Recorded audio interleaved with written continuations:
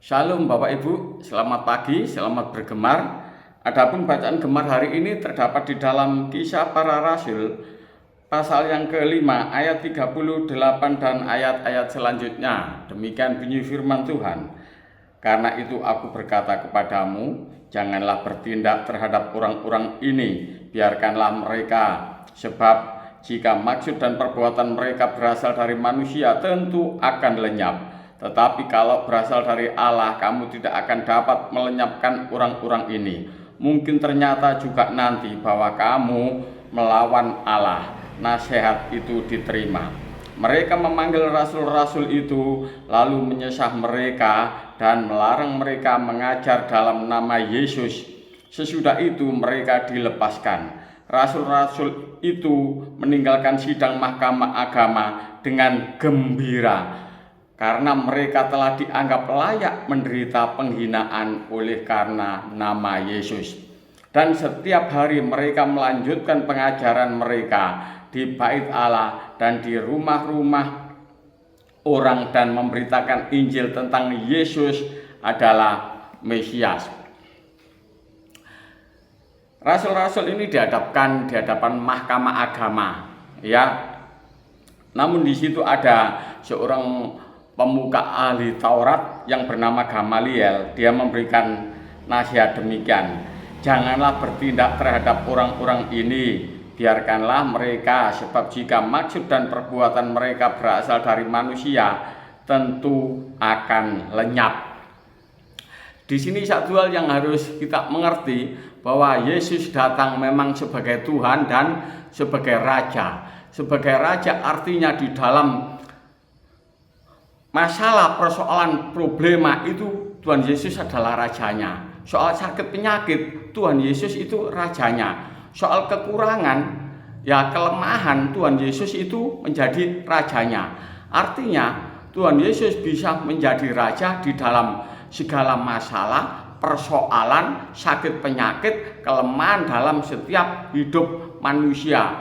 Bahkan di dalam kebutuhan sukacita, damai sejahtera yang dibutuhkan oleh manusia, Tuhan Yesus itu adalah rajanya. Nah, pada saat Tuhan Yesus datang, ya, pengajarannya datang, diterapkan di dalam kehidupan para pemuka agama, ahli Taurat dan orang Farisi, mereka merasa tersaingi, ya. Mereka ingin melenyapkan pengajaran-pengajaran yang diajarkan oleh Tuhan Yesus Kristus dan sekarang dilanjutkan oleh murid-muridnya ini. Namun yang namanya kebenaran tetap kebenaran. Kebenaran akan membawa suatu kedamaian. Karena segala sesuatu apabila dibangun dengan kebenaran, maka hasilnya akan menjadi bagus, hasilnya akan memberikan kedamaian, ketentraman.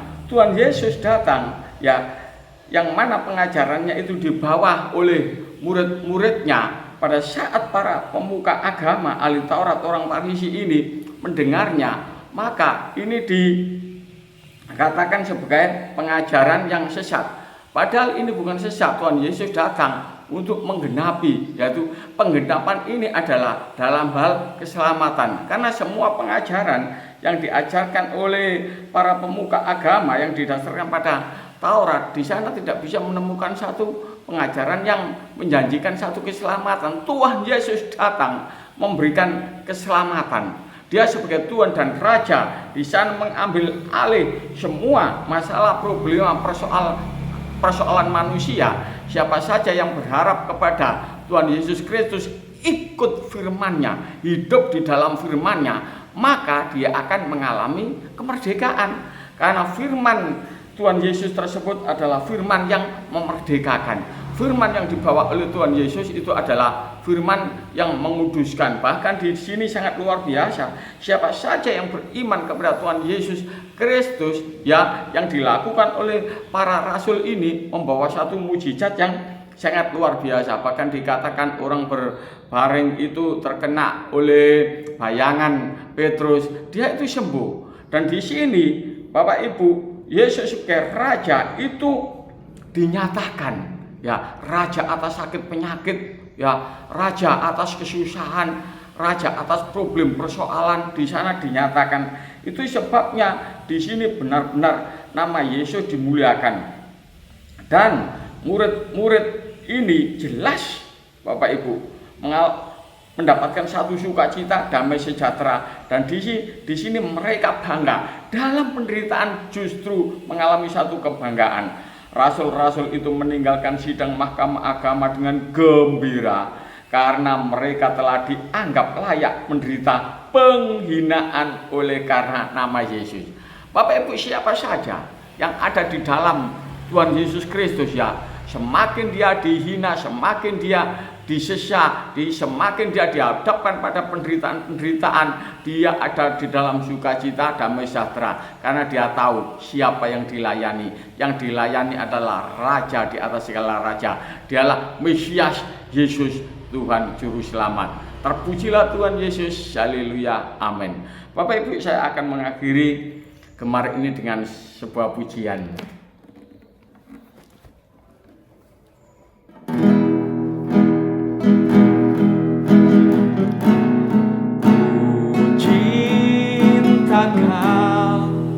Yesus, hanya Engkau bagiku, Yesus. Sungguh ku rindu mengatakannya, betapa aku mengasihimu. Engkau Allah dan Rajaku, kekasih dalam hidupku. Engkau segalanya bagiku. Ku bersyukur kepadamu.